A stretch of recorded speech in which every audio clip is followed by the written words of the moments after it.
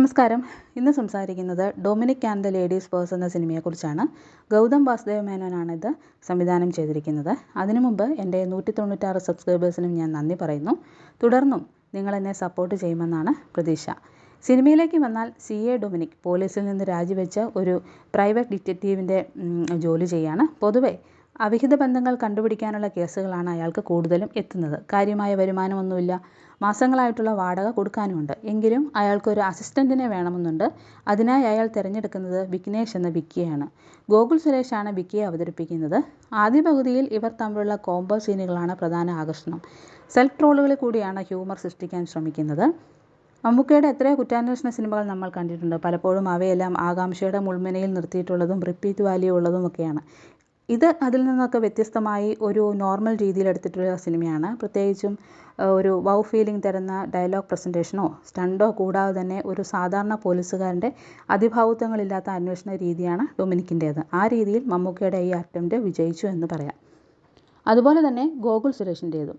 Vintage Suresh ഗോപിയെ കാണുമ്പോഴുള്ള ഒരു സന്തോഷം ഗോകുലിനെ കാണുമ്പോൾ തോന്നാറുണ്ടെങ്കിലും ഒരു നടൻ എന്ന നിലയിൽ ആ ഒരു താരതമ്യം അയാൾക്ക് ഗുണം ചെയ്യില്ലല്ലോ. വിക്കിയെ ആ വലയത്തിൽ നിന്ന് പുറത്തു കൊണ്ടുവരാനുള്ള ശ്രമങ്ങളൊക്കെയും ഈ സിനിമയിൽ അദ്ദേഹം നടത്തുന്നുണ്ട്. അതിൽ വിജയിച്ചിട്ടുമുണ്ട്. ഇവരെ കൂടാതെ തന്നെ ഹൗസ് ഓണറായി വന്ന മാധുരിയും എനിക്കിഷ്ടപ്പെട്ടു. വിജയ് വെങ്കടേഷാണ് ഈ ക്യാരക്ടർ ചെയ്തിരിക്കുന്നത്.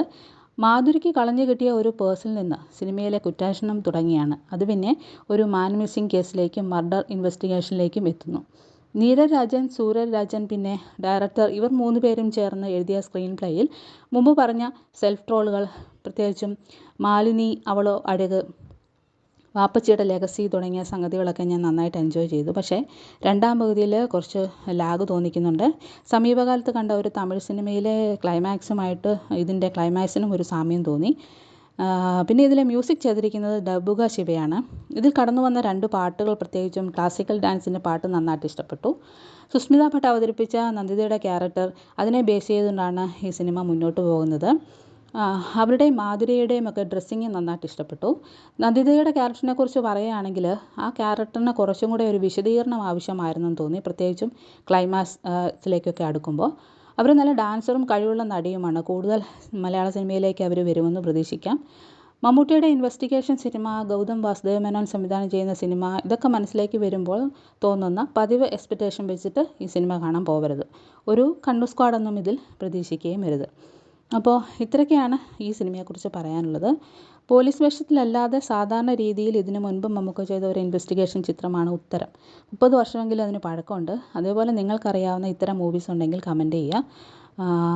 അപ്പോൾ ഇത്രയൊക്കെയാണ് ഈ സിനിമയെക്കുറിച്ച് പറയാനുള്ളത്. റിവ്യൂ ഇഷ്ടപ്പെട്ടാൽ എൻ്റെ ചാനലൊന്ന് സബ്സ്ക്രൈബ് ചെയ്തേക്കണേ. ലൈക്ക് ചെയ്യാനും മറക്കരുത്. അപ്പോൾ മറ്റൊരു സിനിമയുമായിട്ട് പെട്ടെന്ന് വരാം.